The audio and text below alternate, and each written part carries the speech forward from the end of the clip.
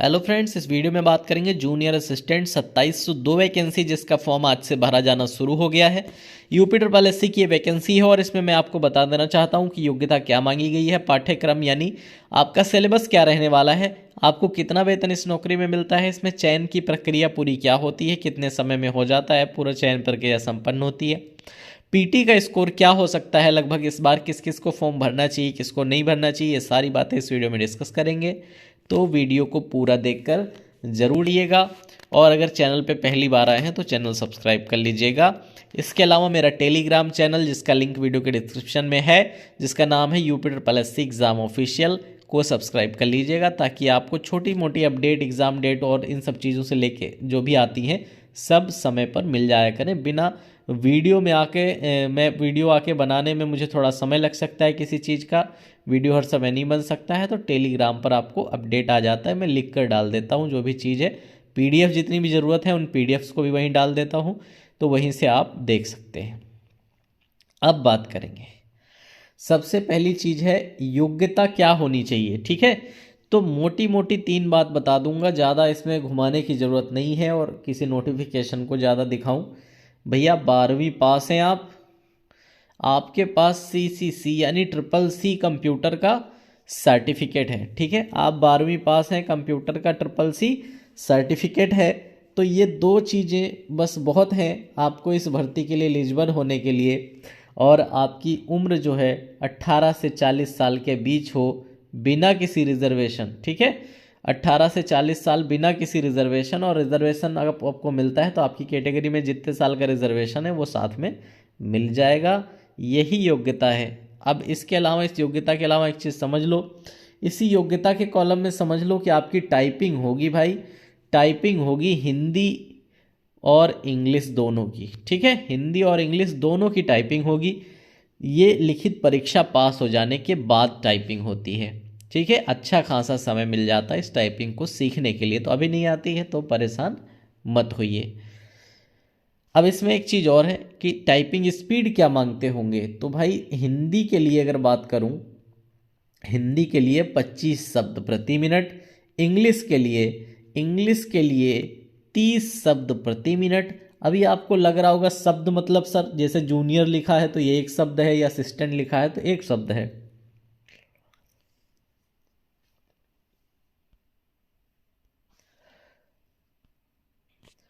तो शब्द का मीनिंग ये नहीं होता है, शब्द का मीनिंग होता है, ऐसे काउंट करो, 1 2 3 4 5, ये 5 हो गए, ये हो गया एक शब्द। 1 2 3 4 5, ये 5 हो गए, तो ये हो गए शब्द। 1 2 3 4 5, 5 कैरेक्टर मान के एक शब्द माना जाता है आपका। ठीक है, ऐसा नहीं है कि कोई शब्द आ गया पाठ्यक्रम और कोई शब्द आ गया छोटा सा में, तो में भी एक शब्द हो गया, पाठ्यक्रम में एक शब्द हो गया, ऐसे शब्द काउंट कैसे हो सकते हैं। ठीक है, तो शब्द काउंट करने का एक सिस्टम है कि 5 आपके अक्षर मिला के एक शब्द माना जाएगा और इस हिसाब से टाइपिंग प्रक्रिया आगे चलती है। अब टाइपिंग की बात हो गई, पाठ्यक्रम क्या होगा। ठीक है, क्या क्या हमसे पूछा जाएगा, तो भाई आपसे पूछी जाने वाली चीज़ों में सबसे पहले आती है हिंदी। ठीक है, हिंदी परिज्ञान लेखन, ये 30 नंबर की आएगी, 30 प्रश्न आएंगे। हिंदी के बाद आपकी आती है रीजनिंग, रीजनिंग आपकी 15 प्रश्न आएंगे, 15 नंबर के आएंगे।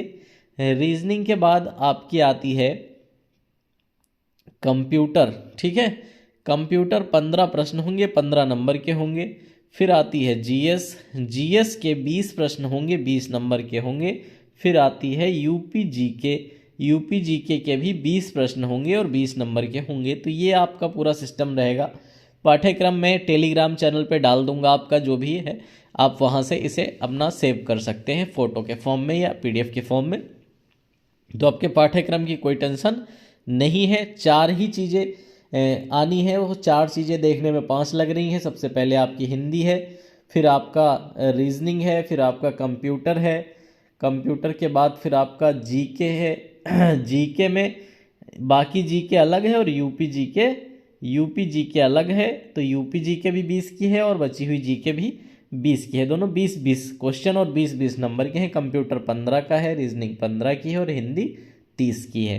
तो ये आपका पाठ्यक्रम है, ठीक है। पाठ्यक्रम टेलीग्राम चैनल से आप ले लेना, अगर आपने डाउनलोड नहीं किया सरकारी भर्ती से या कहीं से, तो मेरे टेलीग्राम चैनल पे जाके वहाँ से कर लेना। अब इसके बाद बात करें वेतन की, तो भाई वेतन में होता है आपका बेसिक वेतन, आपका डीए, आपका एचआरए, ठीक है, और किसी के और कुछ नहीं, 3 चीज़ें मान के चलिए आप।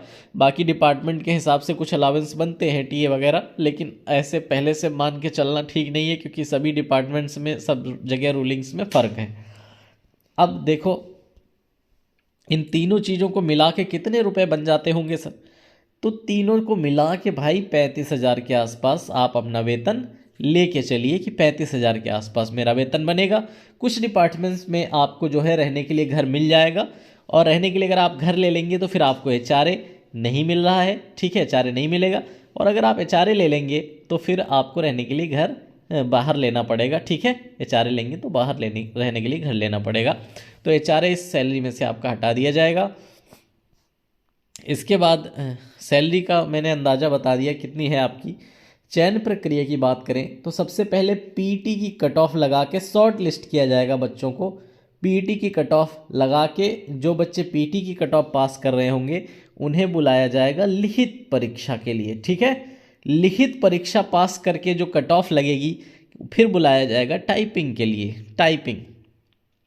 टाइपिंग पास करके जो कट ऑफ लगेगी फिर बुलाया जाएगा डॉक्यूमेंट वेरिफिकेशन के लिए, ठीक है।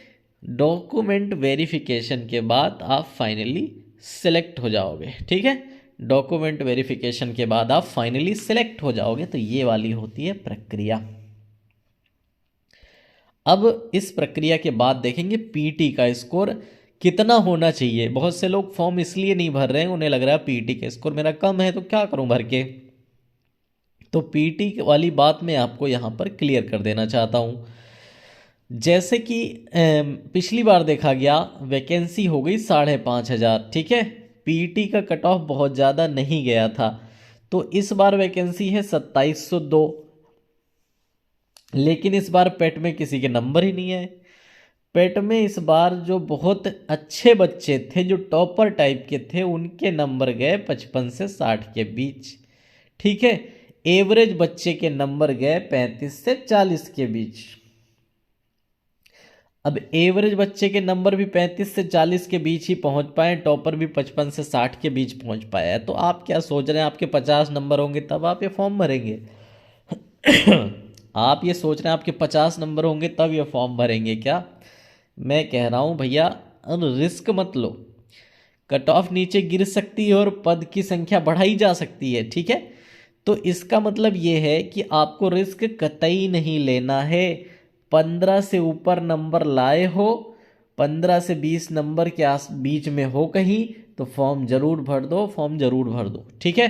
15 से 20 नंबर के बीच हो कहीं, फॉर्म जरूर भर दो। बहुत पैसे नहीं लग रहे हैं, बहुत पैसे तब लगेंगे जब आप शॉर्ट लिस्ट हो जाओगे और मेंस के लिए बुलाया जाएगा, तब आपसे मेंस की फीस जमा कराई जाएगी। अभी सिर्फ 25 रुपये लग रहे हैं। तो इस फॉर्म को जो है ज़रूर भर दो आप लोग। इसमें कोई वो आलस्य मत करो कि पता नहीं होगा नहीं होगा। भैया नहीं होगा तो नहीं होगा, लेकिन हो जाएगा। शॉर्ट लिस्ट हो जाओगे तो फिर कोई नहीं ऊपर कोई नहीं नीचे, फिर आप मेहनत करो और रिटर्न पास करो अच्छे से, मेरी मानो तो, ठीक है, मेरी मानो तो। कुछ लोग पूछेंगे सर 15 से कम है, तो भाई 15 से कम है तुम्हारे तो अपना रिजर्वेशन कैटेगरी देख लो। किसी प्रकार का रिजर्वेशन मिलने की उम्मीद है तो ज़रूर भर दो, क्या पता रिजर्वेशन में ही आपका हो जाए।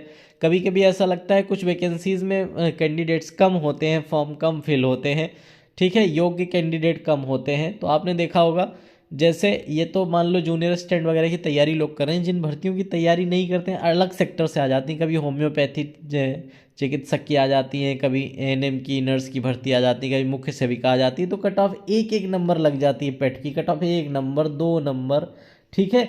तो पेट की कट ऑफ तो कभी भी गिर जाती है, तो इस पे ज़्यादा परेशान होने की ज़रूरत नहीं है। अगर आपके थोड़े बहुत नंबर हैं भाई, 15 के आसपास में आ रहे हो, तो परेशान मत हो कि मेरे नंबर कम है। इस बार नंबर किसी की ज़्यादा आए ही नहीं थे, ठीक है। पेपर अगर सरल होता तो आप 23-35 के आसपास, 40 के आसपास होते। जो 15 से 20 के बीच में है, ये लोग 40 के आसपास होते। पेपर सरल होता 40-45 नंबर लेके आते। जो लोग 25 के आसपास हैं पेपर सरल होता है, ये 50 प्लस नंबर लेके आते, और जो लोग 40 के आसपास हैं ये सरल पेपर में 70 नंबर लेके आते हैं। ठीक है, तो पेपर कठिन हो जाने की वजह से ज़्यादा नंबर किसी के नहीं आए, तो परेशान मत हो, फॉर्म भरो। क्या पता कितने लोग भर रहे हैं, क्योंकि 2 जूनियर असिस्टेंट वैकेंसी पेंडिंग चल रही है। ठीक है, 1262 अभी चली रही है, 5512 का भी एग्ज़ाम ही होना बाकी है। ठीक है, पुलिस भर्ती क्लियर हो रही है, तो 2702 में अब हमें नहीं अंदाजा है कितने लोग फॉर्म भरेंगे कितने नहीं भरेंगे। तो आप लोग फॉर्म भरो अच्छे से, परेशान होने की ज़रूरत नहीं है। थोड़े बहुत नंबर आपके हैं तो भर दो, बहुत कुछ नहीं लग रहा है। मोबाइल से भी भर दोगे तो 25 रुपये ही लगेंगे, कहीं से भरवा दोगे तो भरने के ले लेगा मान लो कोई 70-80 रुपये, तब भी 100 रुपये में आपका काम निपट जाएगा। तो फॉर्म भर दो। मेरे हिसाब से जो जानकारी आपके लिए ज़रूरी थी बता दी, और जो जानकारी रहेगी ये टेलीग्राम पर मैं PDF के फॉर्म में डाल दूंगा। आपकी योग्यता, आपका पाठ्यक्रम, दोनों चीज़ें टेलीग्राम के माध्यम से मैं डाल दूंगा। टाइपिंग वगैरह आप नहीं कर पा रहे हो कोई बात नहीं, रिटन दो आराम से, काफ़ी समय मिलेगा रिटन देने के लिए, उसके बाद टाइपिंग सीख लेना। उम्मीद है इस वीडियो को देख के आपको कुछ फ़ायदा मिला होगा, कुछ तसल्ली मिली होगी। और आप अगर रेगुलर अपडेट चाहते हो इस चैनल को सब्सक्राइब कर लो, टेलीग्राम चैनल को सब्सक्राइब कर लो। यहाँ UP SSC की हर भर्ती के विषय में जितनी भी जानकारी हो सकती है सब दी जा रही है। Thank you for watching this video.